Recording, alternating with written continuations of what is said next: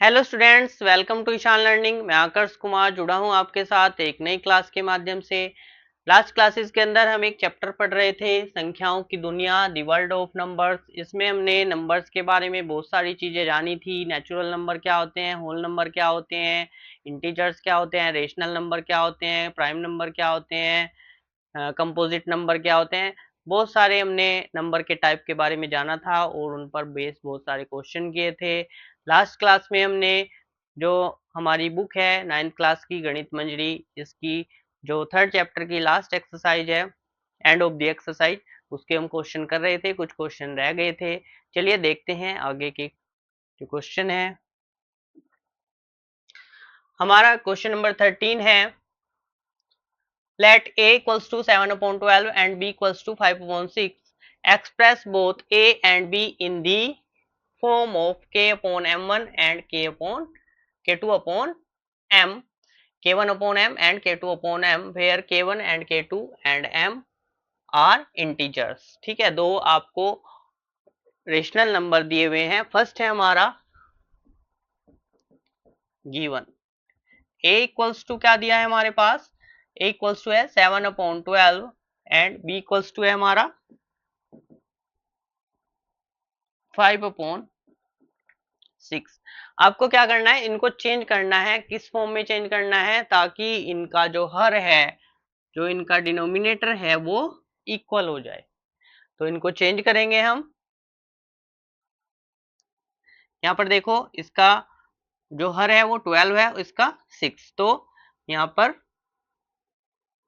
b में जो संख्या b है,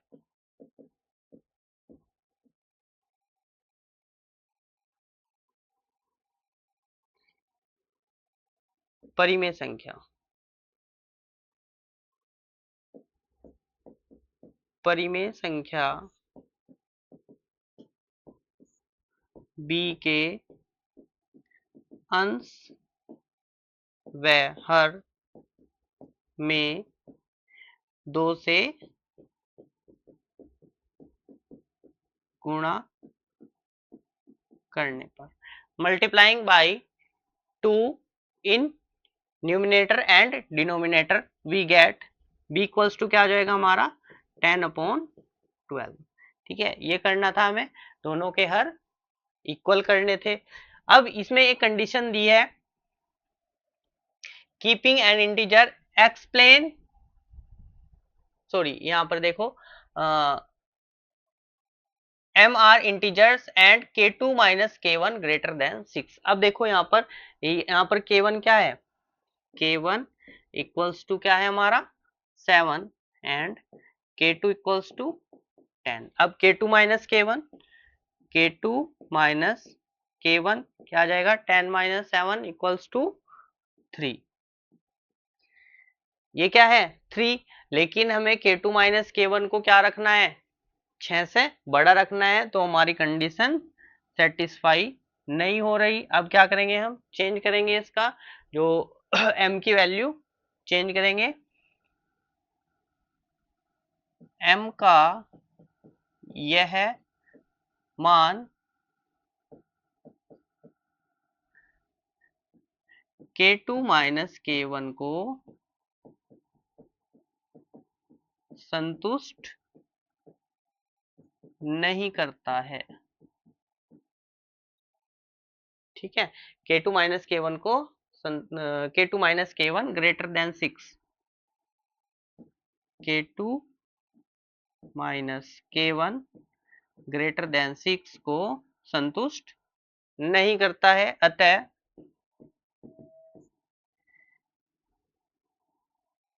m को क्या करेंगे हम, अभी क्या है हमारा 12, इसको क्या कर लेंगे 2 से मल्टीप्लाई करके 24। m को 24 करने के लिए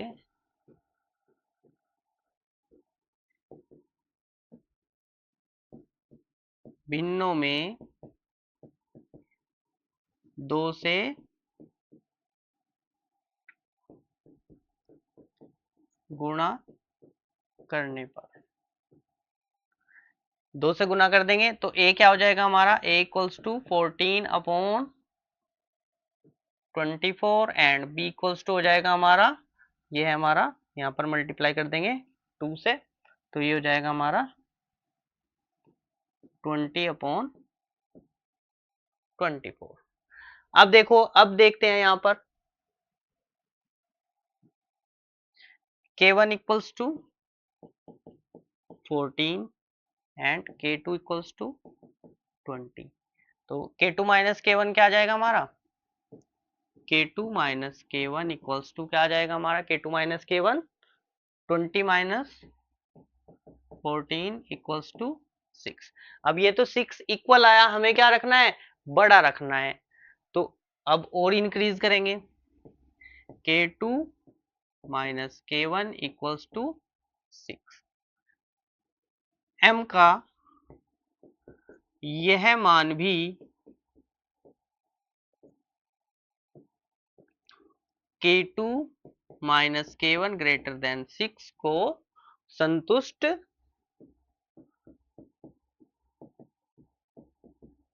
नहीं करता है। अतः हम जो हमारा जो डिनोमिनेटर है उसको दोबारा चेंज करेंगे, अतः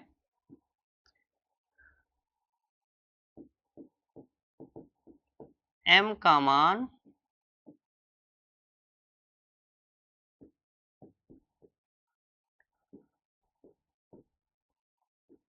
बदलने के लिए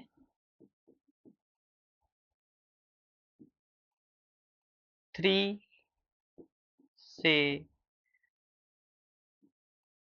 भिन्नों को गुणा करने पर, जो भिन्न है हमारी उसके अंश और हर में 3 से गुणा कर देंगे तो क्या आ जाएगा, देखते हैं इसके अंदर। a क्या है हमारा, a इक्वल्स टू, a है हमारा 7/12 और b है हमारा 10/12, 7/12 and b equals to 10/12।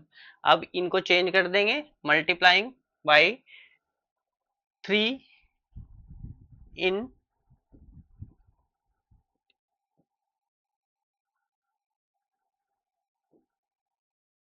multiply by 3 in numerator and denominator. ठीक है, इनमें हम मल्टीप्लाई कर देंगे तो कि a इक्वल्स टू हो जाएगा हमारा 21/36 एंड b इक्वल्स टू हो जाएगा हमारा 30/36।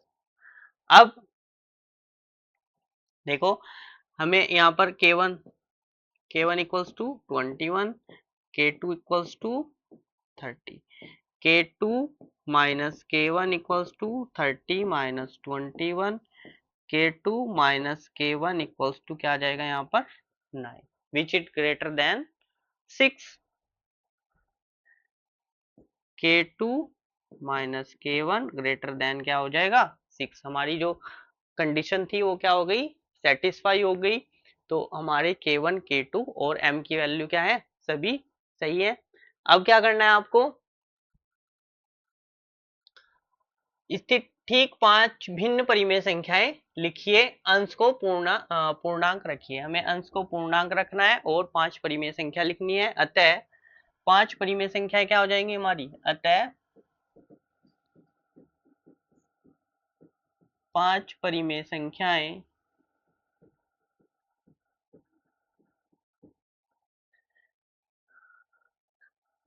इज गिवन बाय, देखो एक हमारी क्या है 21/36, तो नेक्स्ट आ जाएगी हमारी 22/36, 23/36, 24/36, कितनी हो गई, 3 हो गई। नेक्स्ट हो जाएगी हमारी 25/36, 26/36 हो गई, 1 2 3 4 5, 5 परिमेय संख्या लिखनी थी, और भी लिख सकते हैं। अब क्या कह रहा है नेक्स्ट, इस विधि से a और b के बीच n परिमेय संख्याएं ज्ञात करने के लिए k2 minus k1 greater then n plus 1 क्यों आवश्यक है? ठीक है, अगर हमारा मान K2 माइनस K1 का मान जितनी परिमेय संख्याएं निकालनी है उसके बराबर या उससे अधिक होगा तो ही हम परिमेय संख्या निकाल सकते हैं। जितनी बोला उसने, वरना हम परिमेय संख्याएं उनके अंदर नहीं निकाल पाएंगे जिनका पूर्णांक जिनका अंश क्या हो, पूर्णांक। देखते हैं क्या कहना चाह रहा है। देखो, अगर यहाँ पर देखो K2 माइनस K1 की वैल्यू क्या थी, यहाँ पर 3, जो क्या थी 6 से कम थी। तो हम यहाँ पर देखो एक नंबर ये है हमारा, इसको ये ले लेते हैं। देखो एक नंबर क्या है हमारा, ये है। एक नंबर क्या है हमारा, ये। यहाँ पर 7/12 और 10/12 क्या हो जाएगी परिमेय संख्या, 8/12। ठीक है, 9/12 और हाँ 2 परिमेय संख्या। यहाँ पर कितनी परिमेय संख्या निकाल सकते हैं हम, 2 परिमेय संख्याएं जिनका हर क्या हो, पूर्णांक हो। यहाँ पर कितनी परिमेय संख्याएं, केवल 2 परिमेय संख्याएं, अगर वैल्यू क्या है, छोटी है। ठीक है, K2 माइनस K1 क्या है, कम है। तो अब यहाँ पर देखते हैं, यहाँ पर K2 माइनस K1 क्या है हमारा, 6। तो यहाँ पर हम कितनी परिमेय संख्याएं निकाल सकते हैं, देखो इनके बीच यहाँ पर एक कितनी परिमेय संख्या है, परिमेय संख्याएं यहाँ A व B के बीच परिमेय संख्या ये आ जाएगी हमारी 15/24, 16/24, 17/24, 18/24, 19/24। कितनी परिमेय संख्याएं जाएंगी, 5 परिमेय संख्याएं। अगर देखो यहाँ पर ये 6 के बराबर है, n के बराबर है, तो 5 परिमेय संख्याएं।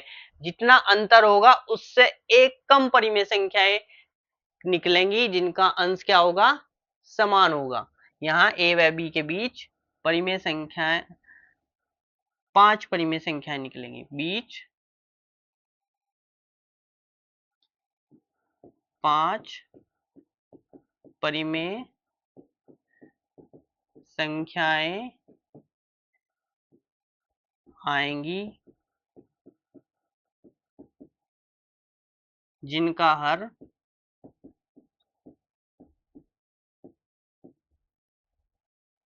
जिनका अंश पूर्णांक होगा। तो क्या है, अगर यहाँ अंतर क्या था, 6, तो परिमेय संख्याएं कितनी आई, 5। तो अगर हमें n परिमेय संख्याएं निकालनी तो अंतर या तो n के बराबर होना चाहिए या n से बड़ा होना चाहिए। ठीक है, अगर n से देखो 5 परिमेय संख्याएं निकालनी थी तो a से थोड़ा बड़ा है, ये या तो n के बराबर हो या n से एक ज्यादा हो, तो हमारी परिमेय संख्याएं निकल जाएंगी जिनका अंश क्या होगा, पूर्णांक होगा। यही हमें बताना था। नेक्स्ट चाहे लिख देंगे यहाँ पर,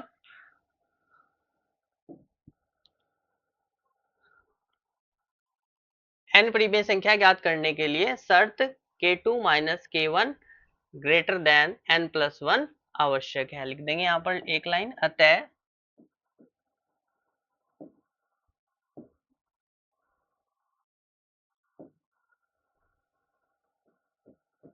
अतः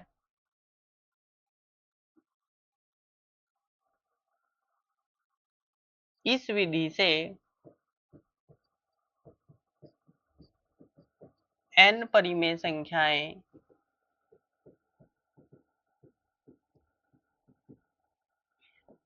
ज्ञात करने के लिए क्या कंडीशन है, ज्ञात करने के लिए K2 minus K1 greater then n+1 शर्त आवश्यक है। ये हो गया हमारा। अब नेक्स्ट क्वेश्चन देखते हैं। इसके अंदर 3 परिमेय संख्याएं x y z इस प्रकार है कि x plus y plus z equals to 0। ये दिया है हमारे पास x plus y plus z equals to 0। एक कंडीशन ये दी है, इक्वेशन फर्स्ट कंसिडर कर लेंगे इसे, तथा x y plus y z plus z x equal to 0। दूसरा क्या दिया है, एक्स वाई प्लस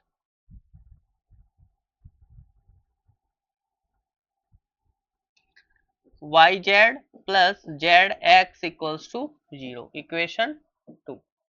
सिद्ध कीजिए कि एक्स वाई और जेड तीनों परिमेय संख्याएं एक साथ शून्य ही होंगी। ये प्रूव करना है कि एक्स की वैल्यू भी 0 होगी, वाई की वैल्यू भी 0 होगी और जेड की वैल्यू भी 0 होगी। ये आपको प्रूफ करना है। अब हम एक एल्जेब्रिक आइडेंटिटीज पढ़ेंगे। हम अगला चैप्टर है हमारा, उसमें एक एल्जेब्रिक आइडेंटिटी क्या होती है हमारी, ठीक है, ये होती है ए प्लस बी प्लस सी। इनका अगर मैं होल स्क्वायर करूं तो ये आता है हमारे पास a square plus b square plus c square plus 2ab plus b c plus c ए।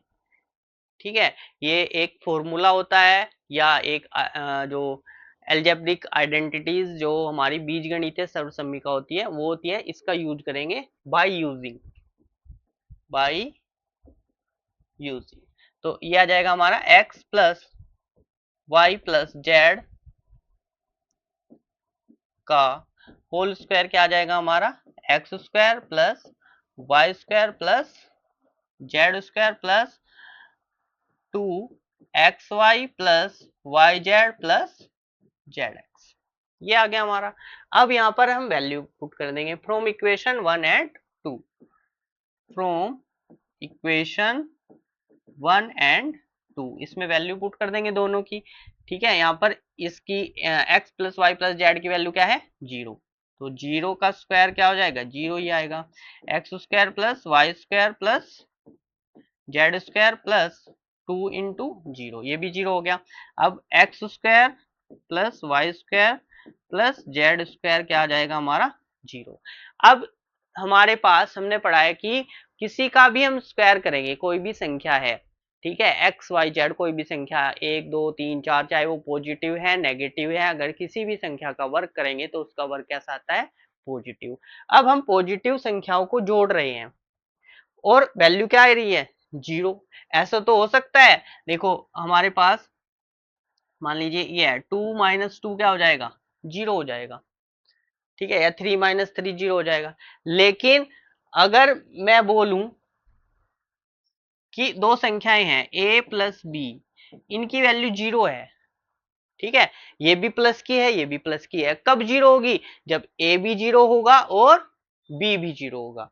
तो इसी कंडीशन को हम यहाँ अप्लाई करेंगे। ठीक, x square comma y square comma z square का योग तभी शून्य होगा यदि x square comma y square comma z square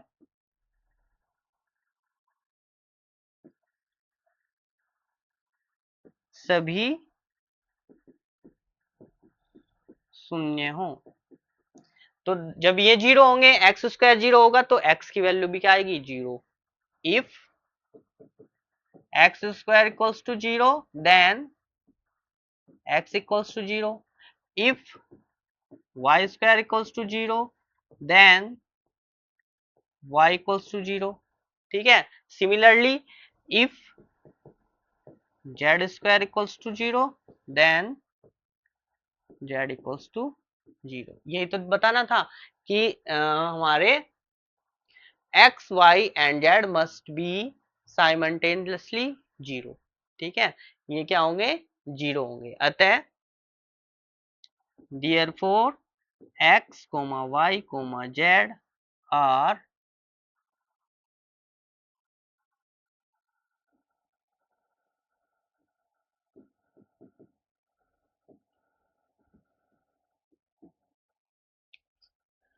zero. बस यही दिखाना था आपको। अब नेक्स्ट क्वेश्चन देखते हैं इसके अंदर। सिद्ध कीजिए परिमेय संख्या a प्लस बी बटा 2 परिमेय संख्याओं a और b के बीच स्थित है। हमें ये प्रूफ करना है कि a प्लस बी अपॉन 2 किसके बीच है, किसके बीच है, a और b के बीच है। ठीक है, तो इसका मतलब ये इससे बड़ी है और ये इससे बड़ी है। ए और बी के बीच में ये स्थित है। ठीक है, जो ये परिमेय संख्या है a प्लस बी बटा 2, ये a से क्या है, बड़ी है, और b से क्या है, छोटी है, इन दोनों के बीच में है, ये हमें प्रूफ करना है। ठीक, तो सिद्ध कीजिए कि परिमेय संख्या a प्लस बी बटा 2 परिमेय संख्याओं a और b के बीच स्थित है, ये हमें प्रूफ करना है। तो कैसे करेंगे देखिए इसको, चलिए देखते हैं। Let a less than b। ठीक है, a जो है वो छोटा है किससे, b से। अब हम यहाँ पर क्या करते हैं, for relation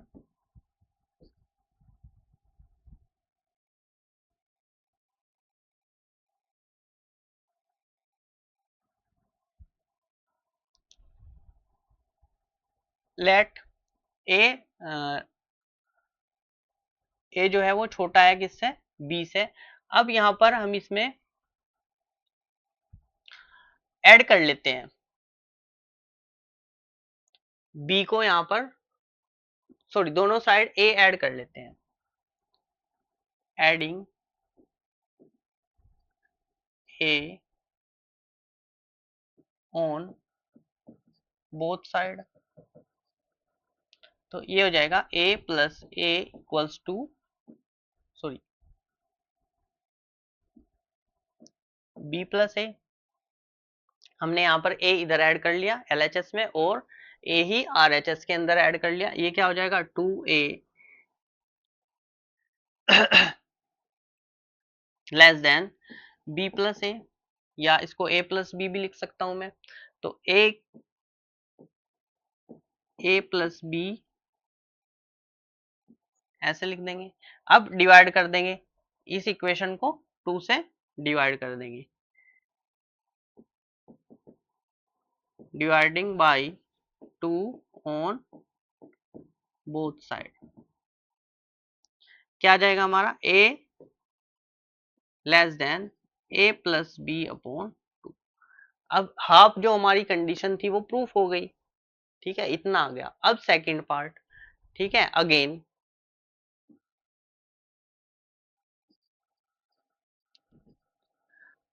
a,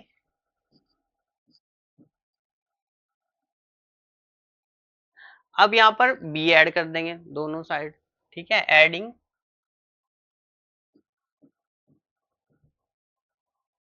b on both side. ठीक है, a प्लस बी छोटा होगा किससे, b प्लस बी से, b ऐड कर दिया हमने दोनों साइड। अब ये हो जाएगा a प्लस बी 2b, अब दोनों डिवाइड कर देंगे किससे, 2 से, dividing by 2 on both side. ये आ जाएगा हमारा a प्लस बी अपॉन 2। ठीक है, अब एक इसको ले लेते हैं हम फर्स्ट, इसको सेकंड, और इसको third. From relation second and third, from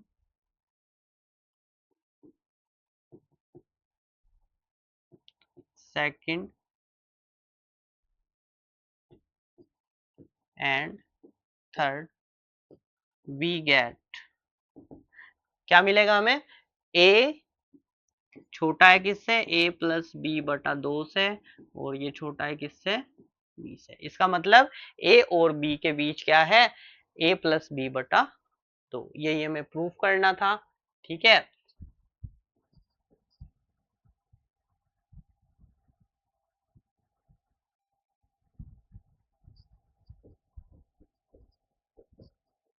ये हमें प्रूफ करना था, और ये हमने प्रूफ कर दिया।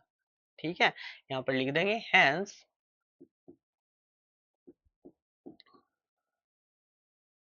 The rational number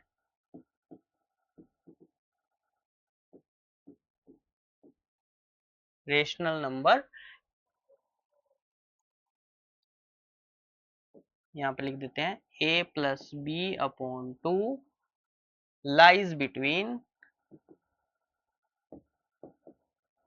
a and between the rational number between the rational number a and b। ये हमें प्रूफ करना था कि a और b के बीच a plus b upon two परिमेय संख्याएं लाई करती है। तो ये हमारा प्रूफ हो गया। नेक्स्ट देखते हैं, find the length of the hypotenuse of all the right angles in figure which is referred to as the square root spiral। जो हमारा स्क्वायर रूट स्पाइरल होता है वो कुछ इस तरह का होता है। ठीक है, इसमें ये हमारी जो लेंथ है इसकी एक साइड की वो 1 यूनिट है और दूसरी साइड की 1 यूनिट है। फिर हमारे 1 यूनिट के हमारे ये लेंथ हम बढ़ाते जा रहे और ये हमारा क्या है, स्क्वायर ट्रायंगल है। ठीक है, राइट एंगल ट्रायंगल है, सॉरी, जो स्पाइरल रूट की फॉर्म में है, ये स्क्वायर रूट स्पाइरल की फॉर्म में, ये हमारे क्या है, राइट एंगल ट्रायंगल। उसकी शेप कैसा आती है, ऐसे। तो हमें क्या निकालने हैं, हाइपोटेन्यूस निकालने हैं। तो हम यहाँ पर निकाल देते हैं फर्स्ट हाइपोटेन्यूस।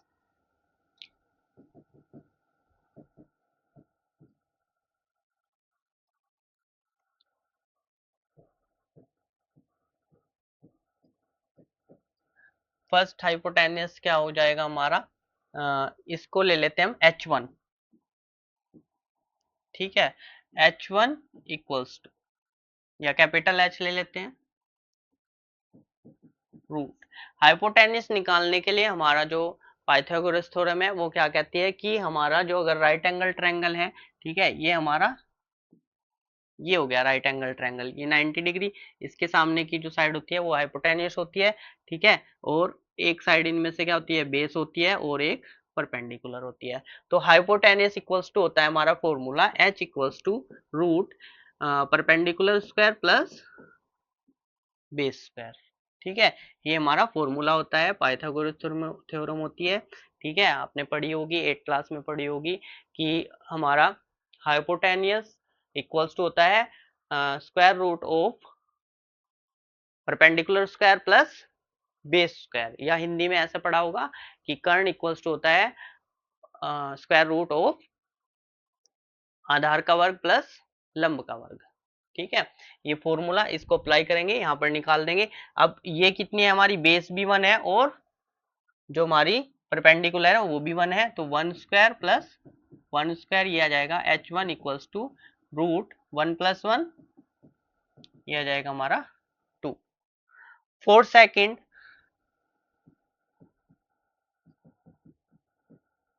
ये था फर्स्ट हाइपोटेन्यूस के लिए। 4 सेकेंड हाइपोटेन्यूस, तो h2 ले लेंगे, h2।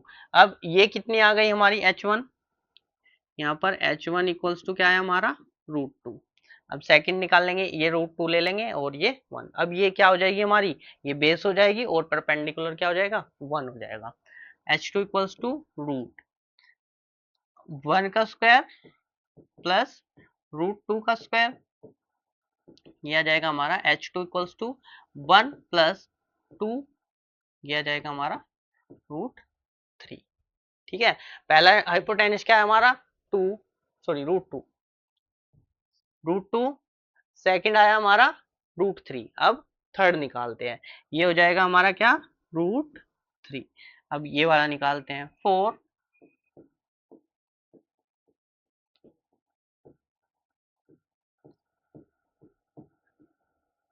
Third hypotenuse. तीसरा निकालेंगे तो क्या हो जाएगा, h3 इक्वल्स टू रूट, अब परपेंडिकुलर तो 1 है हमारा, 1 का स्क्वायर प्लस बेस क्या हो गया हमारा, रूट थ्री का स्क्वायर, तो ये हो जाएगा हमारा 1 प्लस 3, कितना, रूट 4। इसको 2 भी लिख सकते हैं या रूट 4 रहने दो। ये क्या हो गया हमारा, रूट 4। देखो यहाँ पर एक सिमिलैरिटी बन रही है क्या, कि फर्स्ट वाले की वैल्यू क्या है √2, सेकंड वाले की √3, थर्ड वाले की √4। अब हम फोर्थ निकालते हैं।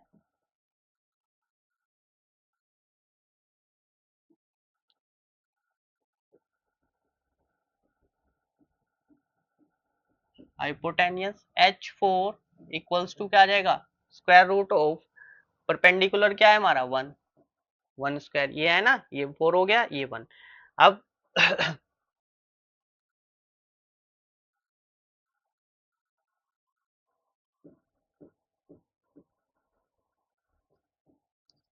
प्लस √4 का स्क्वायर, ये आ जाएगा हमारा 1 + 4 √5 H4।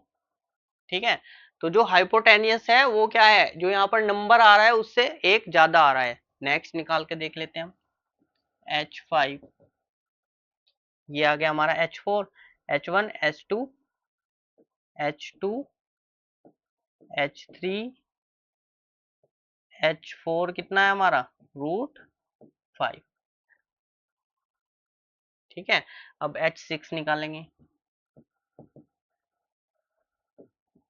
स्क्वायर रूट ऑफ 1 का स्क्वायर प्लस √5 का स्क्वायर, ये हो जाएगा 1 + 5 √6। H5 कितना है हमारा √6।